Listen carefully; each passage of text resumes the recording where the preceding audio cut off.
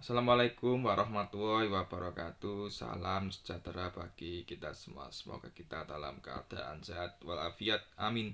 Pada kesempatan pagi hari ini saya akan menjelaskan materi kelas 7 yang berjudul Karakteristik Daerah dan Menjalin Kerjasama Berbagai Bidang Kehidupan dalam Kerangka Negara Kesatuan Republik Indonesia. Tujuan pembelajaran: 1. Bersyukur kepada Tuhan atas karunia persatuan dan kerjasama yang dilakukan bangsa Indonesia. 2. Menghargai pendapat tentang arti pentingnya kerjasama dalam berbagai bidang kehidupan di masyarakat. 3. Mendeskripsikan peran daerah tempat tinggalnya dalam kerangka Negara Kesatuan Republik Indonesia. 4. Berperilaku tanggung jawab dalam bekerjasama di berbagai bidang kehidupan masyarakat.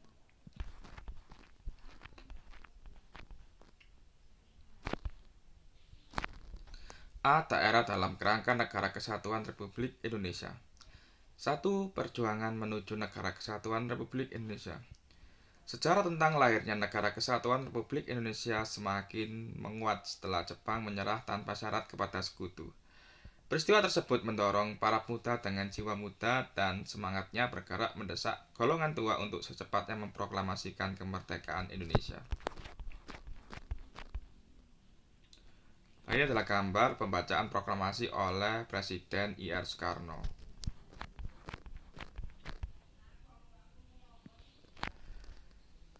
Kesepakatan Pemuda di Jalan Pegangsaan Timur, Jakarta, membulatkan tuntutan pemuda bahwa kemerdekaan Indonesia adalah hak dan soal rakyat itu sendiri, tak dapat digantungkan kepada orang dan kerajaan lain.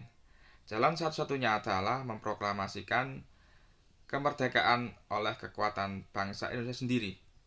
Tekad para pemuda tersebut akhirnya mendorong terjadinya peristiwa Rengas Dengklok. Saat itu, suasana di Rengas Dengklok menjadi tegang.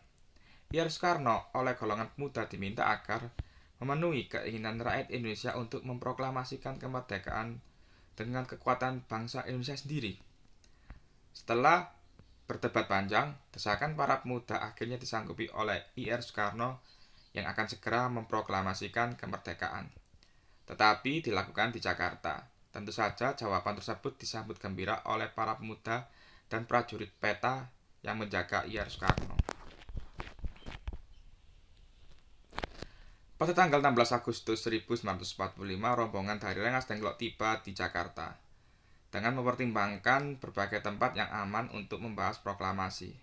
Kemudian I.R. Soekarno dengan para penyusun teks proklamasi lainnya menjadikan Rumah Laksamana Muda Maeda sebagai tempat penyusun naskah proklamasi kemerdekaan Republik Indonesia di kediaman Laksamana Muda Maeda di Jalan Imam Bonjol nomor 1 Jakarta. Teks proklamasi dirumuskan. Meskipun tidak mendapat persetujuan dari Jepang, I.R. Soekarno dan DRS Muhammad Hatta segera merumuskan teks proklamasi dengan tulisan tangan sendiri. Kalimat pertama berbunyi, "Kami rakyat Indonesia dengan ini menyatakan kemerdekaan Indonesia." Kemudian diubah menjadi, "Kami bangsa Indonesia dengan ini menyatakan kemerdekaan Indonesia," yang berasal dari Ahmad Subarjo. Ini adalah gambar teks naskah proklamasi kemerdekaan Republik Indonesia. Bisa kalian amati ya di sini. Kalimat kedua oleh Soekarno berbunyi, "Hal-hal yang mengenai pemindahan kekuasaan dan lain-lain akan diselenggarakan dengan cara yang secermat-cermatnya serta dalam tempo yang sesingkat-singkatnya."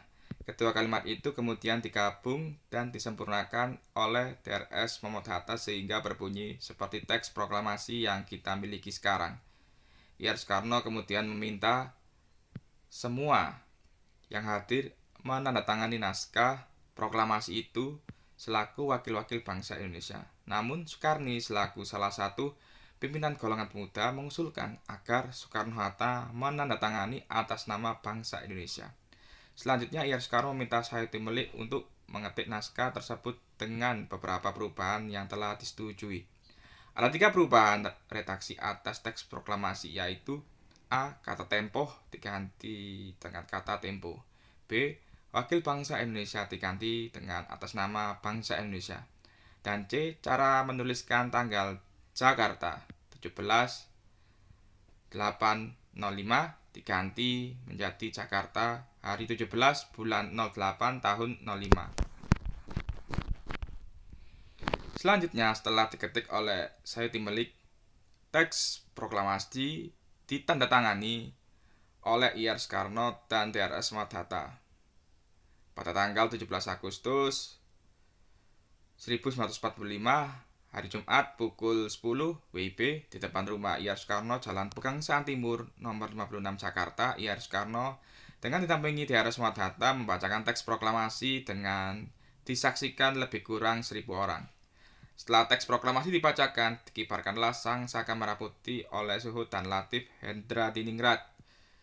Dan secara spontan peserta menyanyikan lagu Indonesia Raya sehingga sampai sekarang setiap pengibaran bendera dalam upacara bendera selalu diiringi dengan lagu kebangsaan Indonesia, Indonesia Raya.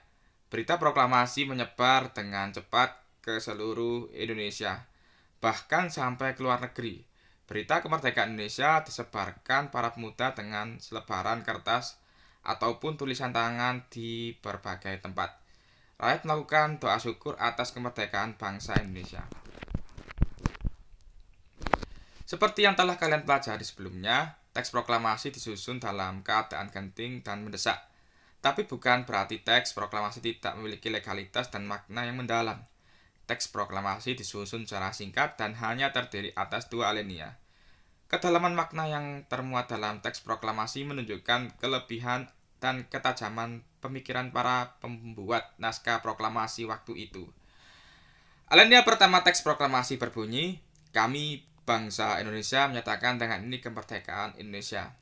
Hal itu mengandung makna bahwa kemerdekaan bangsa Indonesia telah dinyatakan dan diumumkan kepada dunia. Alinea kedua berbunyi, "Hal-hal yang mengenai pemindahan kekuasaan dan lain-lain diselenggarakan dengan cara seksama dan dalam tempo yang sesingkat-singkatnya." Bermaksud agar pemindahan kekuasaan pemerintahan harus dilaksanakan secara hati-hati dan penuh perhitungan, agar tidak terjadi pertumpahan darah secara besar-besaran. Proklamasi kemerdekaan bagi bangsa Indonesia memiliki makna yang dapat kita telaah dari berbagai aspek sebagai berikut. A. Aspek hukum. Proklamasi merupakan pernyataan keputusan politik tertinggi bangsa Indonesia untuk menghapuskan hukum kolonial dan diganti dengan hukum nasional, yaitu lahirnya Negara Kesatuan Republik Indonesia atau NKRI. B. Aspek historis. Proklamasi merupakan titik akhir sejarah penjajahan di bumi Indonesia, sekaligus menjadi titik awal Indonesia sebagai negara yang merdeka bebas dari penjajahan bangsa lain. C. Aspek sosiologis. Proklamasi menjadikan perubahan dari bangsa yang terjajah menjadi bangsa yang merdeka. Proklamasi memberikan rasa bebas dan merdeka dari belenggu penjajahan. D. Aspek kultural. Proklamasi membangun peradaban baru dari bangsa yang digolongkan pribumi atau pada masa penjajahan Belanda menjadi bangsa yang mengakui persamaan harkat, derajat, dan martabat manusia yang sama. E. Aspek politis. Proklamasi menyatakan bahwa bangsa Indonesia sebagai bangsa yang berdaulat dan mempunyai kedudukan sejajar dengan bangsa-bangsa lain di dunia. F. Aspek spiritual. Proklamasi yang diperoleh merupakan berkat rahmat Tuhan Yang Maha Esa yang meridhai perjuangan rakyat Indonesia melawan penjajah.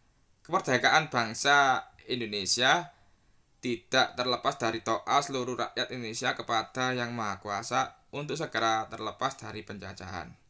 Pernyataan proklamasi mencerminkan tekad kemandirian bangsa Indonesia untuk terlepas dari penjajahan bangsa asing.